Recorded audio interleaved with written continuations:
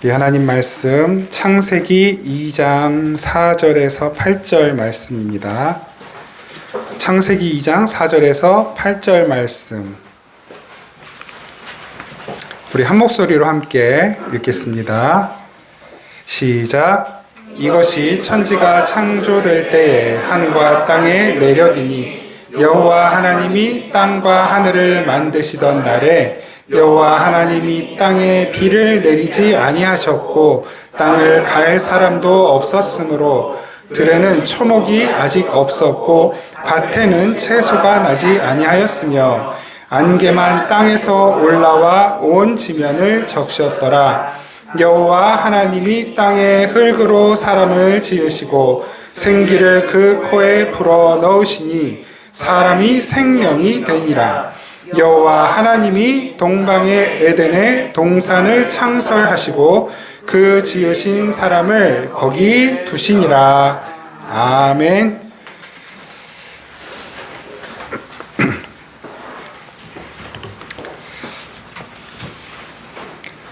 이제 지난 수요일 제가 이제 주일 아니면 웬만하면 차를 잘 안 가지고 다닙니다. 그러니까 어디 먼 곳에 가거나 또 혹은 하루에 빠르게 많은 곳을 돌아야 되는 일이 아니면 거의 차를 안 가지고 다니고 이제 대중교통으로 다니거든요. 그래서 수요일도 아침에 한 6시 반쯤 나와서 이제 교회 8시 전에 도착하도록 그렇게 움직이고요.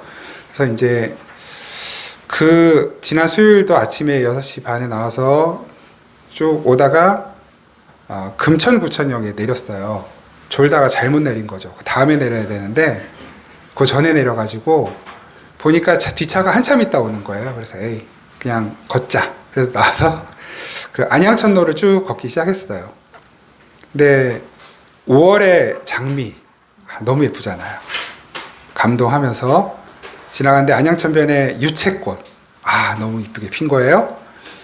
좀 지났는데 낯선 꽃이 피었어요. 코스모스가, 그러니까 황화 코스모스는 원래 봄에도 피고 가을에도 피거든요. 1년 어지간하면 이제 추울 때 빼놓고는 계속 펴 있는 황화 코스모스는 그런데 우리가 아는 그 보통의 코스모스, 가을하면 떠올리는 그 코스모스가 안양천변에 유채꽃하고 같이 펴 있는 거예요. 너무 예쁘면서도 한편으로는 조금 이게 괜찮은 건가. 그래서 이제 저 페북 보신 분들 알겠지만 너무 예쁘긴 한데 좀 생소한 거예요. 5월의 코스모스를 보는 것이 감사하는 마음과 함께 염려스러운 마음이 드는 거죠.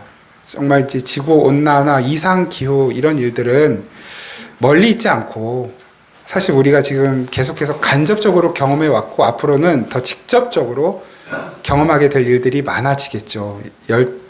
열대야는 더 많아질 것이고 폭우 많아질 것이고 이미 우리나라는 저 어렸을 때만 해도 우리나라는 온대 지방에 속했다 이렇게 배웠지만 지금은 아열대 기후의 그 지방으로 분류가 되죠.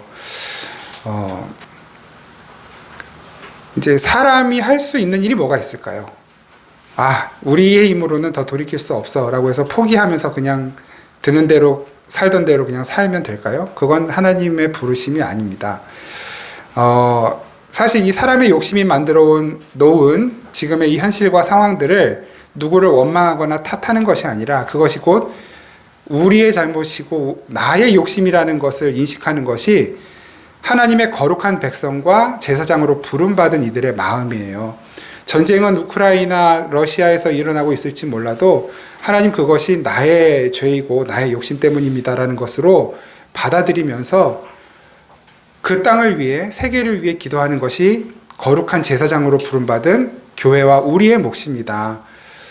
이 나라와 민족을 위해서도 마찬가지죠.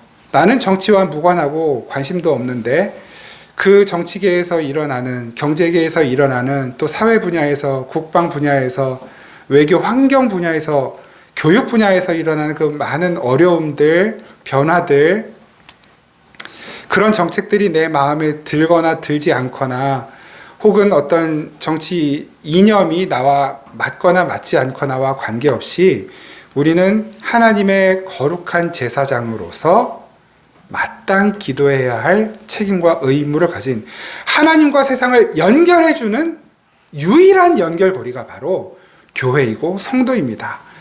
다 기도하죠. 아까도 우리 집사님께서 불교에 포교당했다고 하셨는데 저도 어저께 집에서 수원역 걸어가는 사이에 하나님의 교회가 있거든요. 그 하나님의 정말로 말쑥하게 차려입은 남자분이 저를 이제 딱 가까이 환한 얼굴로 진짜 천사 같은 얼굴이었어요. 오셔서 저는 하나님의 교회에서 나왔습니다. 하나님 어머니에 대해서 알고 싶지 않으십니까? 그래서 저는 아주 차가운 얼굴로 안 궁금합니다. 그러고 지나갔죠. 얼마나 그들이 열심히 기도하고 열심히 준비해서 전도할까요? 그러면서 그들도 나름대로 이건 하나님께서 이렇게 열심히 전도 활동하는 우리에게 당연히 주시는 어려움이고 이걸 통해서 우리를 더 크게 축복하실 거야. 이런 마음을 가지면서 열심히 할 거라고요. 기도할 거라고요. 그런데 많은 종교들이, 많은 유사 기독교 혹은 이단 사이비들이 열심히 기도하는데 하나님과 이 세상을 연결하는 그 기도, 진짜 기도, 하나님이 들으시는 기도는 오직 교회만 합니다. 교회에만 기도가 있어요. 저와 여러분들만 기도할 수 있다고요. 다른 말로 우리가 기도하지 않으면 하나님과 세상은 단절이 됩니다. 연결되지 않아요. 하나님께서 우리를 이 땅에 심어두신 이유는 먼저 우리를 구원하시는 그 은혜와 사랑이기도 하고, 또한 구원받은 우리들이 우리가 찬양한 것처럼 이 세상 곳곳을 위해 기도하고, 또 하나님께서 기회를 주시는 대로 때를 얻든지 못 얻든지 주의 복음을 전하고, 말로도 우리의 삶으로도 그렇게 이 세상과 하나님 사이를 연결하는 연결고리로서 우리를 부르신 것입니다. 오늘 우리가 나누게 된 이 말씀 가운데 그 이야기, 그 내용이 들어있기에 이렇게 서론을 좀 길게 말씀드려요. 하나님과 피조세계, 하나님과 땅, 하나님과 이 세상 사이의 연결고리. 물론 하나님과 우리 사이의 연결고리 중보자는 예수 그리스도 한 분이세요. 그런데 그 예수께서 하신 그 역할을 지금 우리가 예수를 알지 못하는 이 세대 가운데, 이 세상 속에 피조세계 가운데 그 작은 예수로서 그 연결고리 역할을 하는데, 그것이 어디에서부터 그 부르심이 시작되었는가 오늘 말씀을 통해 확인해 보려고 합니다. 바로 그 주제를 확증해주는 가장 중요한 단어가 있어요. 핵심 키워드. 원문에 보면 오늘 이 2장 그 4절이 시작되는 가장 첫 번째 나오는 단어인데요. 여호와 하나님입니다. 여호와. 그 히브리 발음으로는 야훼죠. 야훼. 그 이름이 너무나 중요한 단어예요. 이 성경 전체의 핵심 단어라고 해도 과언이 아닙니다. 여호와 하나님, 히브리어로는 엘로힘 야훼 이렇게 되어 있는데요. 이 2장 3절까지, 그러니까 이 여호와 하나님이라는 단어가 지금 2장 4절에서 처음 나오는 거예요. 그러니까 이 전까지는 그냥 하나님이었어요. 엘로힘으로 나왔어요. 엘로힘. 근데 여기서 처음으로 야훼라는 이름을 기록하고 있는 거예요. 어떤 의도가 있는 걸까요? 그냥 지나갈 수도 있고 넘어가도 아무 문제 없는 내용이지만 사실 오늘 내용이 다 그래요. 어쩌면 여러분들이 크게 관심을 갖지도 않고 궁금해하지도 않을 내용인데 제가 높아심에 꺼내는 주제일지도 몰라요. 그런데 오늘 이 주제가 정확하게 저와 여러분들 안에 조금 이렇게 자리를 잡게 되면 또 웬만한 이단이나 사이비들이 엉뚱한 거 가지고 시비 걸 때 잘 안 걸려 넘어집니다. 그러니까 오늘은 조금 은혜 받을 생각보다는 뭘 좀 하나님에 대해서 배워간다는 마음으로 좀 귀를 기울여 주시면 감사하겠습니다. 이 여호와 하나님, 엘로힘 야훼, 이 엘로힘이라는 단어는 전능한 하나님이라는 뜻이거든요. 전능한 하나님. 근데 전능한 하나님이라는 뜻을 가진 또 다른 표현이 있어요. 제가 나눴던 말씀들을 좀 많이 들어봤던 분들은 알고 계실 텐데, 엘로힘과 같은 뜻이지만 다른 의미를 가진 엘 샤다이라는 단어가 있어요. 엘샤다이. 엘로힘은 전능한 하나님인데 사실 이거는 사람의 입장에서 보는 전능한 하나님이에요. 어떻게 보면 일반 명사에 가깝죠. 보통의 신들을 우리 사람들이 생각할 때 전능한 신 이렇게 이야기를 한단 말이에요. 그거 왜 전능하다 그러냐면 사람이 할 수 없는 일을 하기 때문에, 혹은 사람의 소원을 들어줄 수 있는 능력이 있기 때문에 전능한 하나님, 전능한 신이라고 이야기를 해요. 그게 엘로힘이에요. 그래서 엘로힘은 하나님에게도 붙이지만 종교학적으로는 부처에게도 엘로힘이라는 단어를 쓸 수 있고 알라에게도 그렇고, 알라라는 이름도 사실 엘로힘에서 온 그 같은 그 어원을 가진 말이거든요. 천지신명, 옥황상제, 염라대왕에게도 엘로힘이라는 말을 얼마든지 붙일 수 있어요. 일반적 종교적 개념에서의 신을 나타내는, 전능한 신을 나타내는 말이거든요. 그런데 엘샤다이는 하나님께만 붙는 이름이에요. 전능한 하나님이란 뜻인데 그건 뭐냐면 사람이 원하는 것을 들어줄 수 있는 능력을 가진 전능한 신이 아닌 자신이 생각하고 계획하고 의지한 것들은 어떤 것에도 방해받지 않고 반드시 완성할 수 있는 능력을 가진 하나님. 모든 것에 제한이 없고 구애받지 않는 전능한 신, 그런 뜻을 가진 것이 엘샤다입니다. 그러니까 그 우리가 믿는 하나님은 엘로힘이라기보다는, 물론 엘로힘이라고 불러도 틀린 건 아니에요. 근데 그 하나님의 속성상 하나님은 엘샤다이 하나님이십니다. 그래서 때로는 우리가 원하는 기도, 우리가 원하는 것을 들어주시기도 하지만 우리가 아무리 간절히 원하고 필요하다고 생각해도 하나님의 계획과 하나님의 뜻 안에서 지금 이거는 안 되는 거면 하나님 그걸 단호하게 끊으시고 하나님이 원하시는 일을 이루어 버리시는 거예요. 그래서 그 하나님은 전능한 하나님 엘샤다이 하나님이신 것입니다. 거기까지 하고, 어쨌든 이 엘로힘, 야훼, 여호와 하나님이라는 단어가 어떤 분은 말하기를, 저는 안 찾아봐서 모르겠는데 성경 전체 안에서 6,800번이 나온다고 그래요. 시간이 있는 분들 한번 찾아보십시오. 맞는지 틀리는지 저는 잘 모르겠어요. 그러나 분명한 것은 수천 번 나옵니다. 수천 번 나와요. 그건 틀림없어요. 이 엘로힘 야훼라는 이름이 얼마나 중요한 단어인지 우리가 다시 한번 생각하고 되새겨야만 해요. 이 주제를 모르면 성경 전체의 주제를 놓쳐버리게 되거든요. 이 야훼라는 이름, 여호와라는 이름, 지금 2장 4절에서 처음 소개하시는 그 여호와라는 이름 속에 어떤 의미가 있는지를 알기 위해서 필요한 이제 성경 구절이 있죠. 출애굽기 3장 14절, 15절. 우리 같이 한번 읽겠습니다. 시작. 하나님이 모세에게 이르시되 나는 스스로 있는 자이니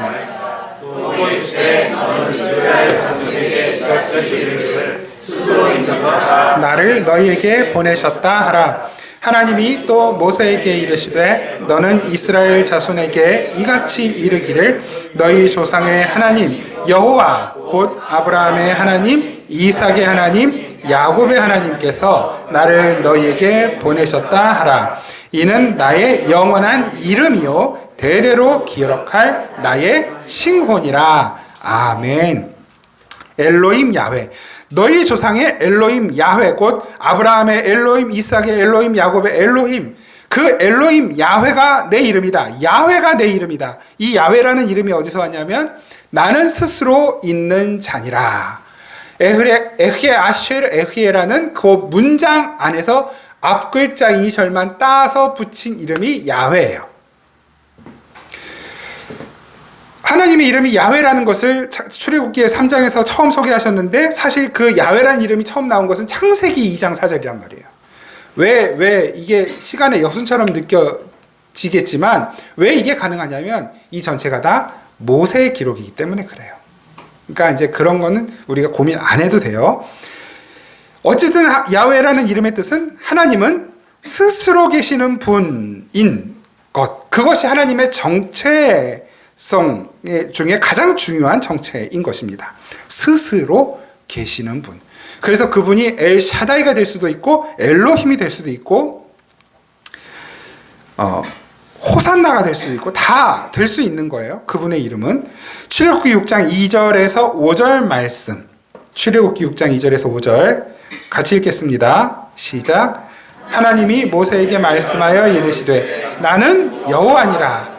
내가 아브람과 이삭과 야곱에게 전능의 하나님으로 나타났으나 나의 이름을 여호와로는 그들에게 알리지 아니하였고 가나안 땅 곧 그들이 거류하는 땅을 그들에게 주기로 그들과 언약하였더니 이제 애굽 사람이 종으로 삼은 이스라엘 자손의 신음소리를 내가 듣고 나의 언약을 기억하노라. 아멘. 아직까지는 아브라함, 이삭, 야곱의 시대에는 하나님이 자신의 이름을 야훼라고 소개하지 않았다는 거예요. 모세에게 처음 자신의 이름이 야훼라는 걸 소개하셨고 이것이 나의 영원한 이름인데 사실 그 영원한 이름 속에 스스로 있는 자로서의 하나님은 이미 그 전부터 아브라함, 이삭, 야곱의 때에도 일하고 있었다라는 걸 말씀하시는 거예요. 근데 그 야훼의 이름으로 하시는 일이 뭐냐면 언약하시는 일이에요. 언약하시는 일. 나의 언약을 주었다. 그리고 그 언약을 내가 이루었다. 스스로 언약을 주시고 스스로 언약을 이루시는 분. 이것이 야훼라는 이름의 뜻입니다. 스스로의 능력과 열심, 노력, 최선을 가지고 어떤 일을 하셔요. 근데 그 하나님의 최선의 일과 최선의 노력과 최선의 열심을 무엇에 쏟으시느냐가 그게 중요하잖아요. 하나님의 관심이 도대체 무엇이길래 우리가 열심히 어느 학교 들어가기 위해 직장 들어가기 최선을 다해 열심히 공부하듯이 하나님은 도대체 그 최선을 다해 뭘 하셨느냐는 거예요. 무엇을 대상으로. 바로 오늘 그것이 오늘 말씀의 핵심입니다. 하나님의 열심의 대상이 무엇이냐? 인간이라는 거예요. 인간. 하나님의 열심의 대상은 인간이에요. 그래서 창세기 1장의 창조와 2장 3절까지의 창조의 내용은 하나님이 주인공이 되어서 이 전체 창조의 스토리를 보여주신 것이고 2장 4절부터는 그 창조의 이유, 하나님이 왜 창조를 하셨는가, 그 창조의 가장 중요한 피조물은 무엇인가, 그 가장 중요한 피조물을 가운데 올려놓고 그걸 중심으로 창조의 이야기를 풀어가시는 거예요. 하나님이 창조하신 것 중에 가장 중요한 창조물, 피조물이 뭡니까? 사람. 그래서 4절 말씀부터 이것이 천지가 창조될 때 하늘과 땅의 내력이니 여호와 하나님이 땅과 하늘을 만드시던 날에 여호와 하나님이 땅에 비를 내리지 아니하셨고 땅을 갈 사람도 없었으므로. 그래서 그 사람을 중심으로 이 땅에 있는 것들이 어떤 의미를 가지게 되는가를 이야기하시는 거거든요. 어떤 분들은 이걸 가지고 다른 이야기를 하는 거예요. 하나님이 창조를 2번 했다고. 그래서 창세기 1장부터 2장 3절까지의 창조가 첫 번째 창조. 근데 그게 불완전했기 때문에 2장 4절부터 새로운 창조를 하셨다. 이걸 가지고 이야기를 해요. 그렇지 않은 거예요. 오늘 그 이야기까지도 한번 같이 풀어보도록 하겠습니다. 창세기 2장 4절에 내력이라는 표현이 나오거든요. 그 내력이라는 이야기, 이제 옛날 개역 한글에는 대략 이렇게 되어 있었는데요. 대략이 이러하니라 이렇게 되어 있었는데 이 내력이라는 단어는 기원이라는 말이에요. 기원. 그러니까 기원에 관한 기록. 처음 시작, 그러니까 영어로는 그 오리진 그러죠. 그 원조, 기원이 무엇이냐를 이렇게 기록해 놓은 것이다. 그러면서 그 의미가 이런 것이다를 2장 4절부터 쭉 풀어가고 있는 것이죠. 근데 이제 우리가 궁금해지는 게 있어요. 5절 말씀을 한번 보실까요? 오늘 본문의 5절 말씀. 5절 말씀을 제가 한번 읽어보겠습니다. 여호와 하나님이 땅에 비를 내리지 아니하셨고 땅을 갈 사람도 없었으므로 들에는 초목이 아직 없었고 밭에는 채소가 나지 아니하였으며. 이걸 아마 수십 번을 읽으셨을 텐데 좀 이상하게 생각하신 적 없습니까? 하나님이 씨 맺는 채소를 언제 만드셨어요? 셋째 날 만드셨단 말이에요. 그런데 지금 사람을 창조하신 이야기를 하면서 아직 밭에 채소가 나지 않았다. 초목이 없다라고 말씀하셔요. 분명히 셋째 날 창조했다고 말씀하시고서는 여기에서는 없다라고 말씀하시는 거예요. 뭘까요? 이게 도대체 이런 거 안 궁금하셨어요? 그러면 괜히 오늘 너무 되게 더 재미없어지겠는데요? 네, 그래도 들으셔야 돼요.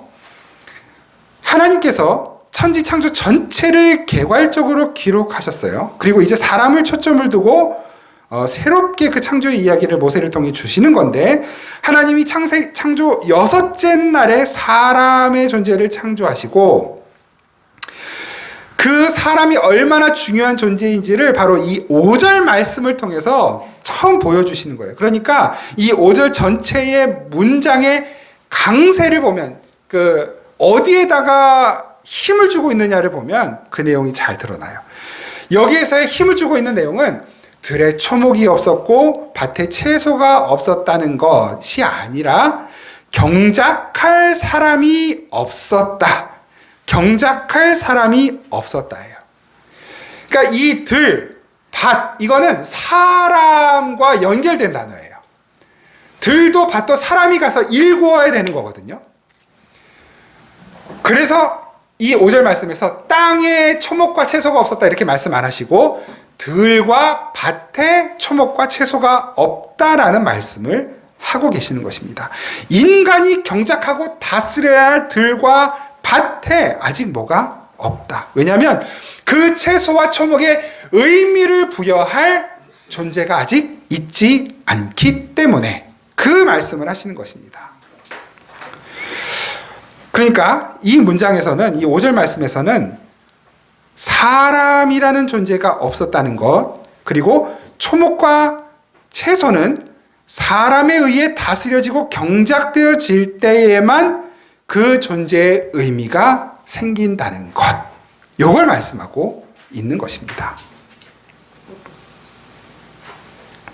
초목과 채소뿐만 아니라 모든 피조물들이 다 인간의 다스림 속에서 하나님의 영광을 나타내도록 지어진 것이에요. 그 인간은 당연히 타락하지 않은 인간, 죄가 없는 인간을 나타내는 것이죠. 그 죄 없는 인간이 하나님의 위임을 받아 피조 세계를 다스릴 때 온전히 하나님의 영광이 나타나게 되도록 지어졌다는 것, 그거 말씀하시는 것입니다.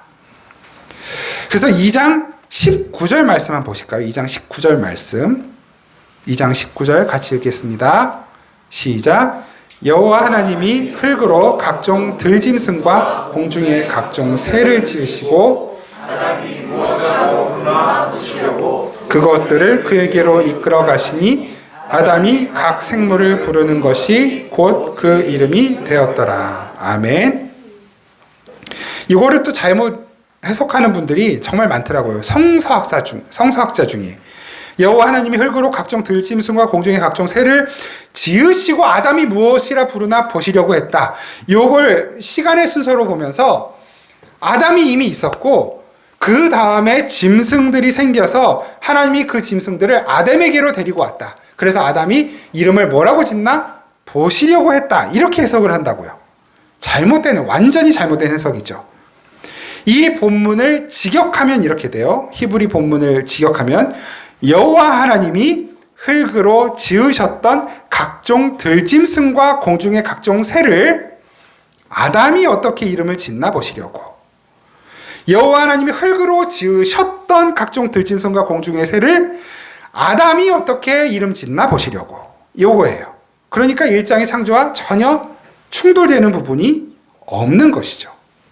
이걸 이제 우리는 안 궁금했지만 궁금했다 치고 말씀을 드렸으니 이제는 새로운 오해가 없기를 바라고, 누군가 이걸 가지고 시비를 걸면 그게 아니라는 걸 여러분들은 당당하고 자신 있게 말씀해 주실 수 있어야 해요.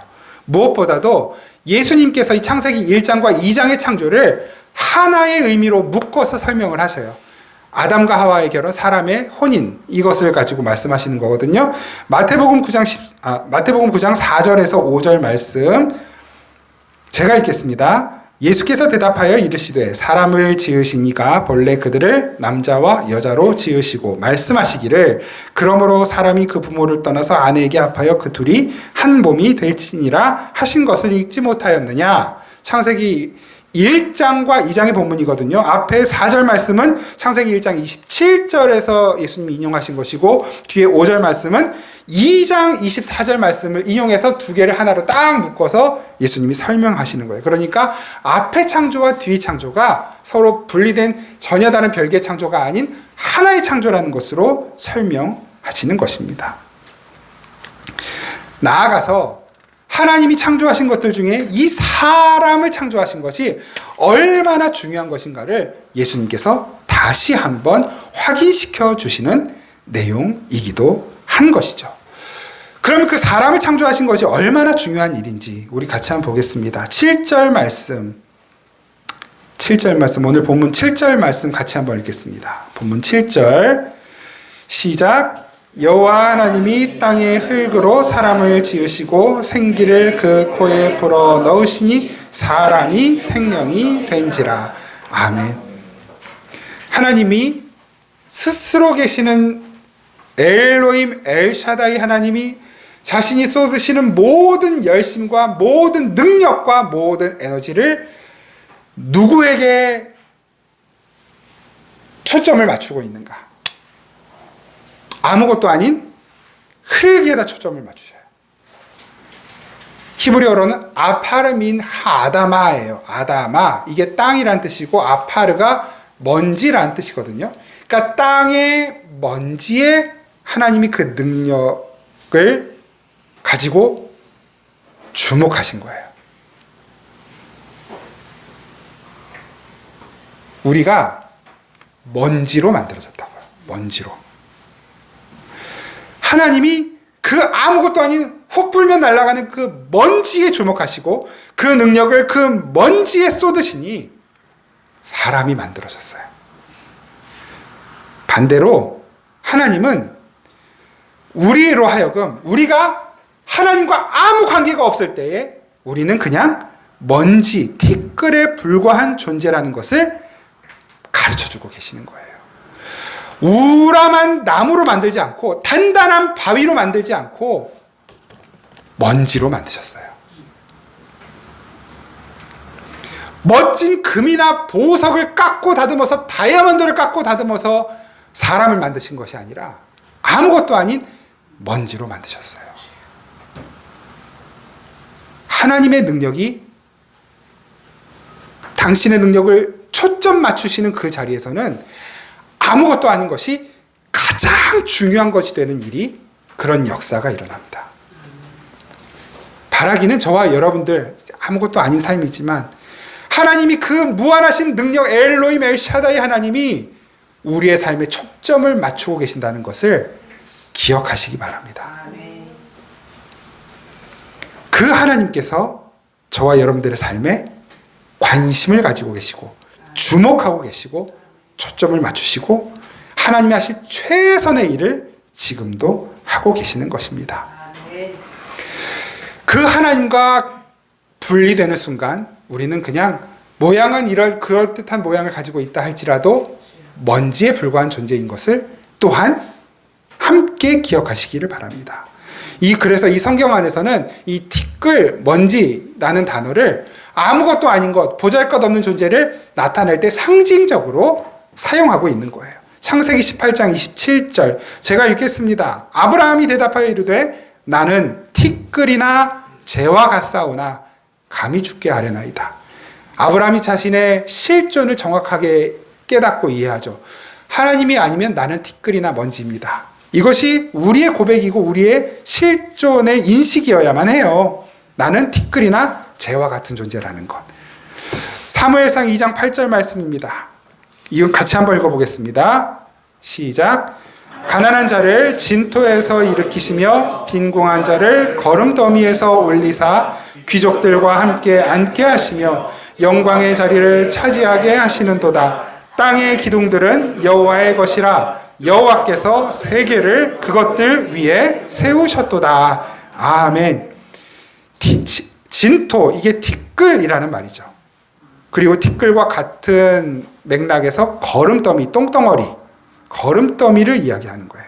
우리가 그 거름더미, 똥덩어리 같은 존재였고 티끌 같은 존재였다는 것을 말씀하시면서 하나님이 우리를 바로 거기에서 끌어올리셔서 세계 위에 세우셨다라고 말씀하는 것입니다.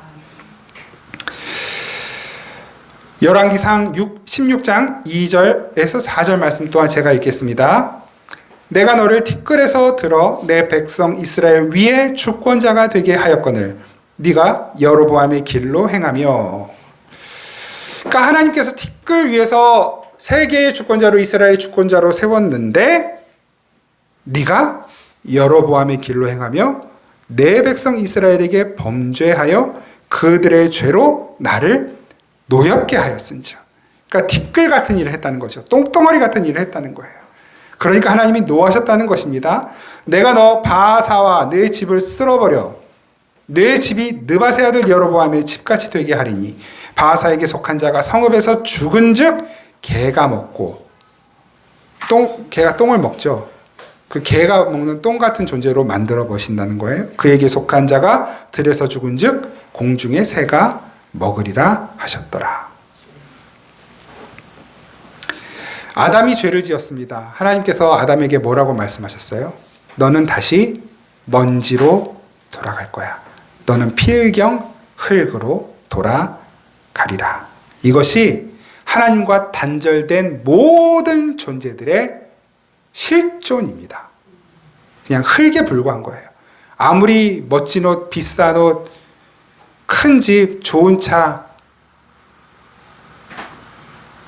뛰어난 IQ, 학벌, 재산, 많은 것을 갖추고 있어도 그가 하나님과 아무 관계가 없다면 그는 흙, 먼지에 불과한 것입니다.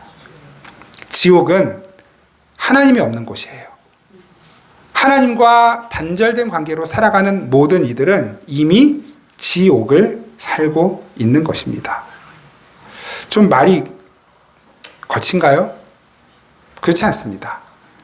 그러니까 조금 제가 극단적으로 우리의 이해를 더 좀 분명하게 하기 위해 극단적으로 표현하는 것은 있을지 몰라도 여러분, 멀쩡해 보이는 이 세상의 많은 사람들 중에 이미 지옥을 살고 있는 사람들이 너무 많아요. 그런데 사단 마귀는 그것이 지옥이라는 것, 하나님과 단절되어 있는 것이 지옥이라는 것을 느끼지 못하도록 이 먼지 같은 세상, 티끌 같은 세상에 재미있는 걸 너무너무 많이 만들어 놨어요. 그 재미있는 것들, 좋은 것들을 끊임없이 공급하여서 내가 하나님 없음으로 결핍하다, 내가 하나님 없음으로 티끌, 먼지에 불과한 아무것도 아닌 존재이다라는 것을 생각하지 못하도록 만들어가고 있는 것입니다. 나중에 알아요. 그 많은 것들이 주어졌고 많은 것들을 누리고 경험해봤지만 그게 얼마나 허무하고 공허한 것인지, 훅 불면 먼지처럼 날아가는 얼마나 의미 없는 것인지를 나중에 뒤늦게 깨달아요. 요즘 뉴스들의 그런 것들을 이렇게 문득문득 비춰주는 그런 사건들, 이야기들이 참 많이 들려오죠.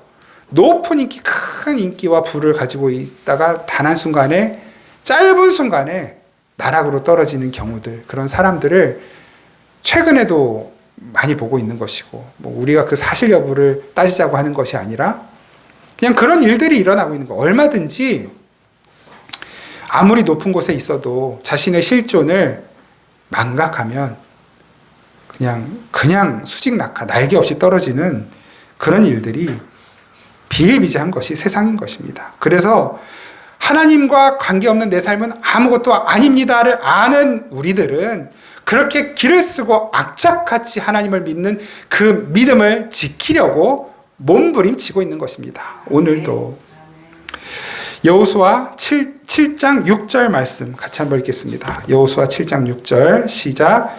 여호수아가 옷을 찢고 이스라엘 장로들과 함께 여호와의 궤 앞에서 땅에 엎드려 머리에 티끌을 뒤집어 쓰고 저물도록 있다가. 아멘.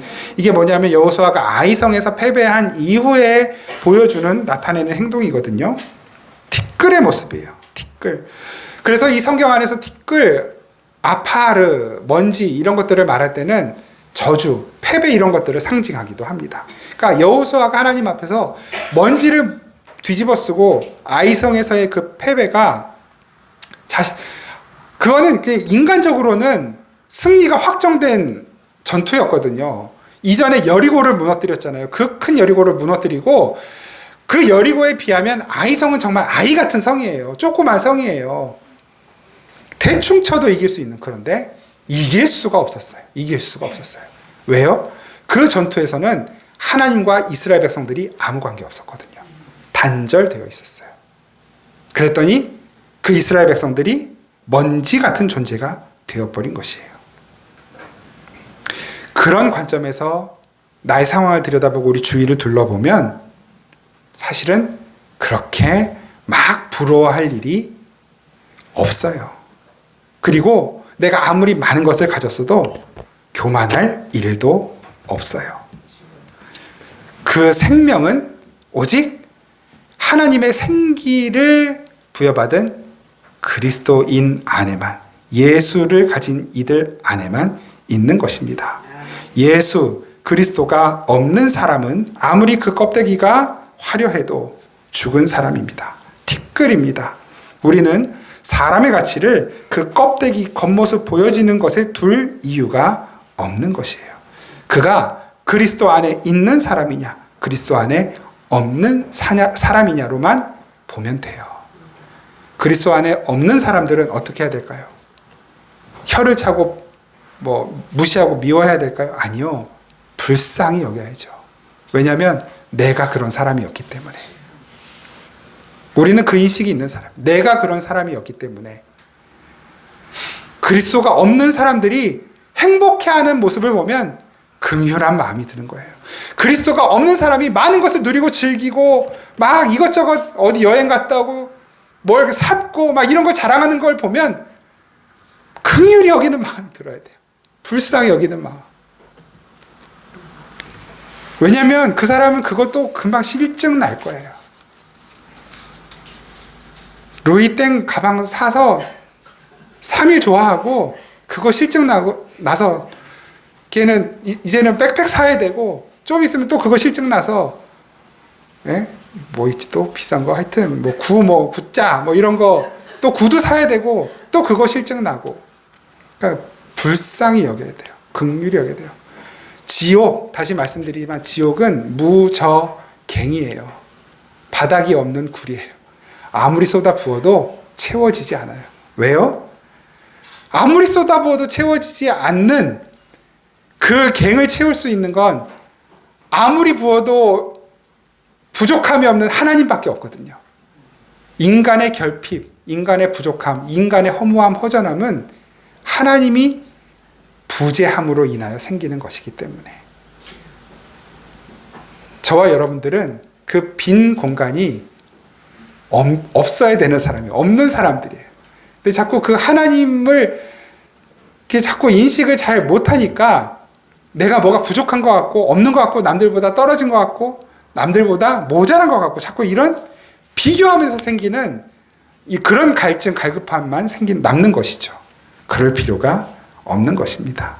여러분, 우리가 부러워해야 할 것은 뭔가 나보다 더 모자라고 부족한 것 같은데 부족함을 못 느끼고 하늘의 복과 은혜를 더 풍성히 충만히 누리는 것 같은 그 누군가. 여러분, 그 누군가가 저에게는 여러분들이세요. 여러분들이 저는 부럽고 때로는 여러분들이 저를 부러워하셨으면 좋겠고 우리가 서로서로를 부러워하고 서로서로를 또 축복하고. 왜? 하나님의 충만한 복과 은혜를 누려야 하는 사람들이고 그것을 누리고 있는 사람들이기 때문에 어쩌면 너는 이번에 이렇게 자녀가 반에서 꼴등을 했는데도 이렇게 행복해. 그건 자녀에게 관심이 없어서가 아니라 그럼에도 불구하고 하나님의 사랑이 변하지 않는다는 것을 알고 있기 때문에 잠시의 속상함은 그 사랑으로 극복하고 하나님께서 그 자녀를 책임지셔서 성적과 무관하게, 모르죠 또 성적을 좋게 우리 집 이야기는 아니에요. 성적과 무관하게 그렇다고 막 되게 우수하다는 뜻도 아니에요. 무관하게 그런 하나님의 뜻, 하나님의 열심으로 그 자녀를 끌고 갈 것을 신뢰하기 때문에 그 성적과 소유와 부모의 배경과 무관한 멋진 인생을 하나님께서 만들어 주실 것을 신뢰하기 때문에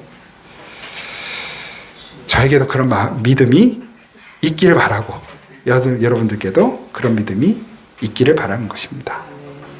여러분, 그 하나님이 없는 이 세상은, 이 티끌들은 그래서 끝까지 경쟁해야 돼요. 계속 끝까지 비교해야 되고, 올림픽, 월드컵, 입시, 취업, 진급, 세상에 있는 모든 것들은 다 인간들을 경쟁 구도 속으로 몰아넣습니다. 그 티끌들은 그 경쟁의 재미 속에서 자신들의 실제 모습이 뭔지라는 것을 잊고 사는 거예요. 여러분, 그게 지옥입니다. 진짜 내 실존을 잊고 사는 것. 하나님의 비밀을 알게 된, 창조의 비밀을 알게 된, 나의 가치를 알게 된 이들은 그래서 그 경쟁에 휘말리지 않아요. 경쟁을 안 하는 것이 아니라 경쟁의 의미를 알기 때문에 경쟁의 승패와 관계없이 멋진 삶을 추구하고 끝까지 하나님을 신뢰하는 믿음으로 복된 삶을 영위하게 되는 것입니다. 내가 이기려고 쓸데없이 남을 밟거나 짓이기는 행위는 하지 않게 되는 거예요. 그 복음이 너무나 감사하기 때문에, 그 복음이 너무 귀하기 때문에, 세상이 말하는, 세상이 추구하는 그 힘이 조금 없다고 해서 쉽게 풀죽거나 낙심하지 않는 것입니다. 야고보서 1장 9절에서 11절 말씀 같이 읽겠습니다. 시작. 낮은 형제는 자기의 높음을 자랑하고 부한 자는 자기의 낮아짐을 자랑할지니 이는 그가 풀의 꽃과 같이 지나감이라.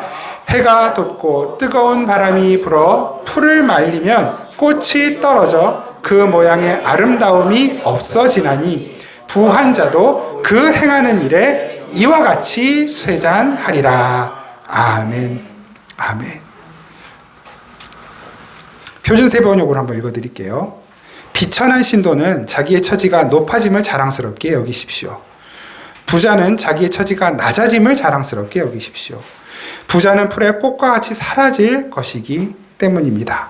해가 떠서 뜨거운 열을 뿜으면 풀은 마르고 꽃은 떨어져서 그 아름다운 모습이 사라집니다. 이와 같이 부자도 자기 일에만 파묻혀 있는 동안에 시들어 버립니다. 자기 일에만 파묻혀 있는 동안에 이 세상과 경쟁하느라, 남들보다 더 뛰어난 것을 추구하느라, 더 나은, 지금보다 더 나은 어떤 것을 추구하느라 그 동안에 시들어 버립니다.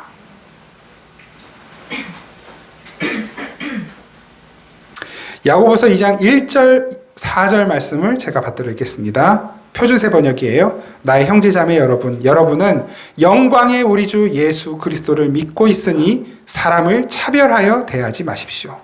이를테면 여러분의 회당에 화려한 옷을 입은 사람이 금가락지를 끼고 들어오고 또 남루한 옷을 입은 가난한 사람도 들어온다고 합시다. 여러분이 화려한 옷차림을 한 사람에게는 특별한 호의를 보이면서 여기 좋은 자리에 앉으십시오 하고, 가난한 사람에게는 당신은 거기에 서 있든지 나의 밟지 않든지 하시오 하고 말하면 바로 여러분은 서로 차별을 하고 나쁜 생각으로 남을 판단하는 사람이 된 것이 아니고 무엇이겠습니까? 여러분, 우리 인간은 하나님의 사랑과 은혜를 떠나서는 티끌에 불과한 사람이라는 것을 기억하십시오. 이런 사람들은 다른 이들을 외모로 판단해서도 안 되고 판단하지도 않습니다. 그들을 경쟁 상대로 보지도 않습니다. 그저 하나님의 부르심을 알고 하나님의 영광을 위하여 하나님 부르신 그 자리에서 최선을 다할 뿐입니다. 그 하나님 앞에서의 최선의 열매와 결과가 때로는 세상의 시각으로는 경쟁에서 이기는 것처럼 보이고 남들보다 앞서는 것처럼 보일 수는 있어요. 그러나 그것이 내가 경쟁에서 이겼다라는 인식으로 오는 것이 아니라 하나님의 부르심에 따라 순종한 그 값으로 여기게 돼요. 혹 경쟁에서 뒤떨어지는 것처럼 보일지라도 그 또한 하나님의 부르심에 순종한 값이기에 소중하게 여기는 것입니다. 우리 마지막 이사야 2장 22절 말씀 함께 읽고 찬양하면 좋겠습니다. 이사야 2장 22절 시작. 너희는 인생을 의지하지 말라. 그의 호흡은 코에 있나니 생활 가치가 어디 있느냐. 아멘. 아멘. 하나님께서 이렇게 우리를 티끌로 만드셨고 티끌인 우리들에게 주목하시고 하나님의 에너지를 쏟아부으셔서 생기를 불어넣으셨습니다. 그 생기는 언제든 철회될 수 있지만 하나님은 그 생기를 통해 우리를 완전한 생명으로 만들어가고 계십니다. 그날 그때를 소망하면서 우리가 함께 이 시간 이렇게 찬양하면 좋겠습니다.